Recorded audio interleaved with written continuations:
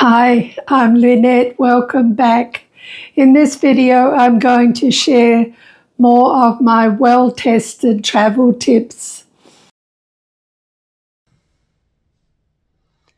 I always take 2 bank cards with me, either credit or debit, and you should be sure and advise your bank when you're traveling, because otherwise they will block your card and you will get overseas, go to the ATM and your card won't work. So don't forget to advise your bank. Take 2 cards because things go wrong. Cards get lost, cards get chewed by ATMs, things happen. The other thing I do is always take a little bit of cash, and the cash is stashed. If I'm arriving in a new city or a new country, I would always prefer to pay the hotel to pick me up from the airport, especially if I'm arriving at an odd hour. And on that topic, I always try to organise my flights to arrive in a new place in the daylight hours.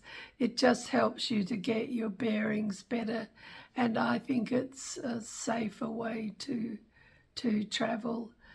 Hotels are sometimes a little more expensive, but you know that their driver is going to be there, and he's going to be there with a sign with your name on it and the hotel name. I'd just like to add a little information about transport at your destination. I'm very aware that in some cities, having a private car and driver pick you up, or the hotel provide transport, would just be too costly. However, in cities like London and Madrid, they have wonderful public transport that is very cost effective. And in London, for example, you can catch the Heathrow Express if you book it ahead, and you can do that by adding the app to your phone, which is very efficient. You will get a fare from Heathrow Airport into Paddington for £10. If you leave it and book on the day, it will cost you £28.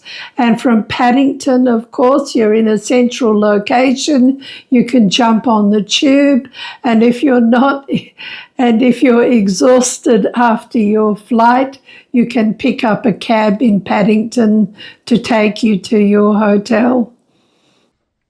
So there's 2 things that come up really frequently in travel forums, and they are dining alone. Many people seem to have an issue with dining alone.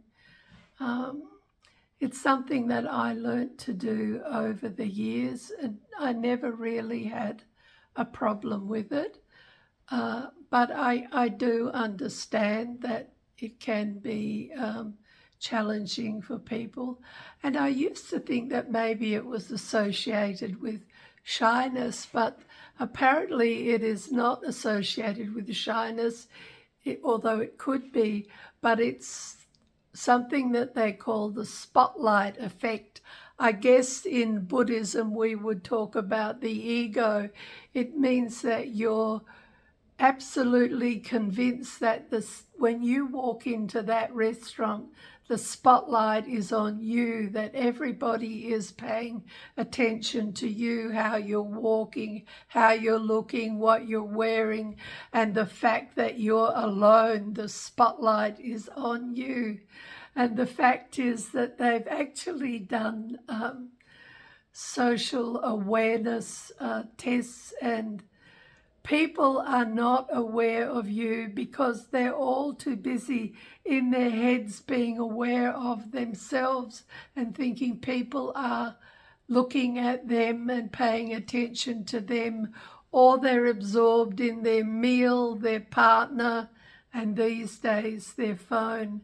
So maybe take that into account if you're one of those people that's concerned about going into a restaurant and having a meal on your own. It's really a great place to go. I enjoy people watching in restaurants, and I usually have a phone with me because often I'm editing clips for YouTube or chatting to someone or catching up on the socials, emails, etc. And I've also used journals to journal my trip or plan the next step or talk to myself and try and understand situations by writing my feelings in a journal.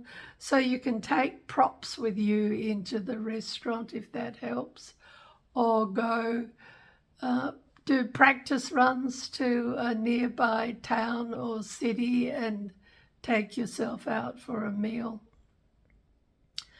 The other thing that comes up is loneliness. Don't you feel lonely when you travel? Yes, sometimes you do feel lonely when you travel. I guess that's part of the challenge and part of the learning of going solo. But there's so much available today that helps you. You can join Facebook groups, and you may even have or find a contact in the city that you're going to, that you have someone you have something in common with to meet up with, and they will introduce you to local groups and activities that may interest you, and through that you'll make a little network of people in the town.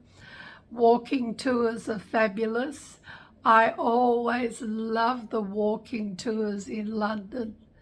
You just learn so much on those walking tours, and usually at the end of them you'll stop perhaps in a pub and and you can talk to your fellow travellers there, and you may strike up a friendship or an acquaintance, someone just to share a day's outing with.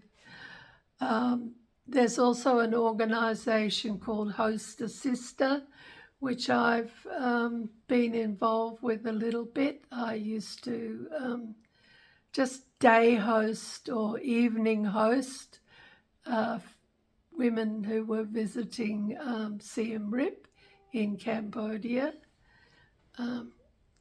take them out to some of the great places to eat or visit, or introduce them to good, reliable drivers and so on. So Host a Sister is definitely something I would look into. Some of them do actually host people in their homes overnight. I didn't do that, but I was a day host. So you might like to just find a day host, and that breaks things up a little bit, and using your WhatsApp to call folks back home. On that topic, excuse me, there goes the throat again, the frog's back. On that topic, Facebook groups for the city or the country that you're going to can also help you to find local hairdressers, doctors, whatever you might need when you're new to a city. On the topic of luggage, some destinations just say shop. I know that when I was in Spain, after I completed the Camino and I went wandering throughout Spain, I found that they had the most fantastic boots and bags. And of course, I ended up with way too much luggage. And so I sent my bag back to Australia with a company called Send a Bag. They are located in many cities throughout the world, and it's a fabulous door-to-door system. If you are retired or having a midlife gap year, as some people call it, time is on your side. So I suggest that you don't overextend yourself. It's easy to look at a map of Southeast Asia, for instance, and think you can do it in a very short period of time. Give yourself time. Don't rush to see too many countries. And you definitely should allow yourself some down days when you just sit in a coffee shop and watch the world go by, go for a foot massage, or do some journaling.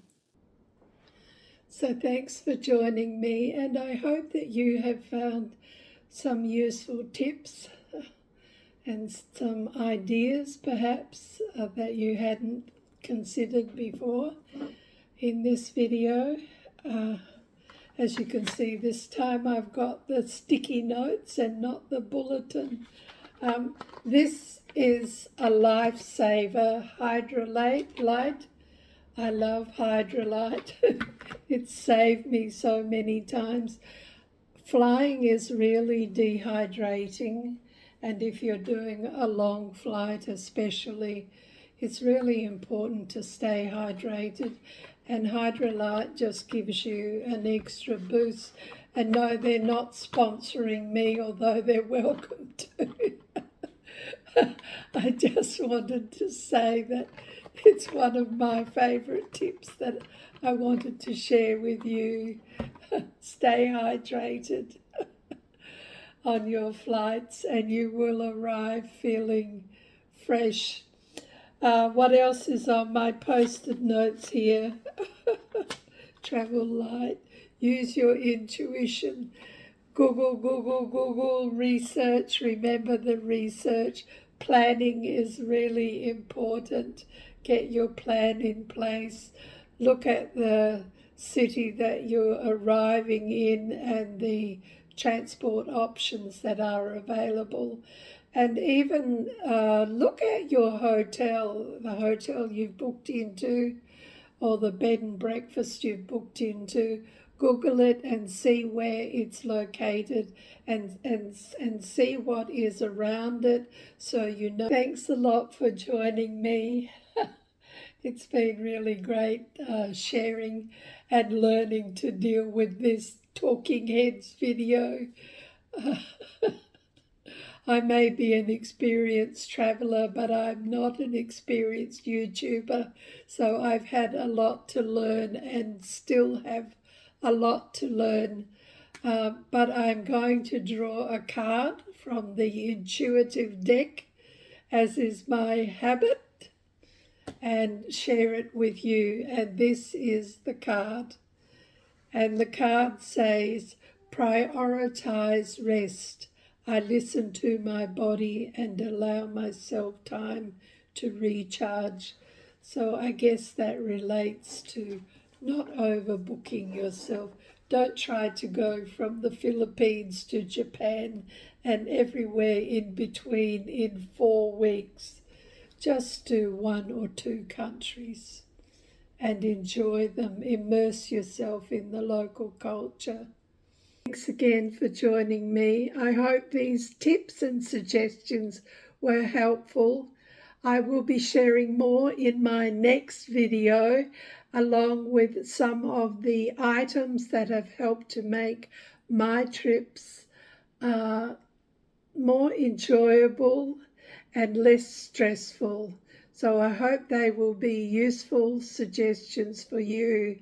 And meanwhile, if you have anything that you would like to share, please do so in the comments below, and like my video and give it a thumbs up and subscribe so you get advice immediately I post the next video. Bye for now. Happy planning.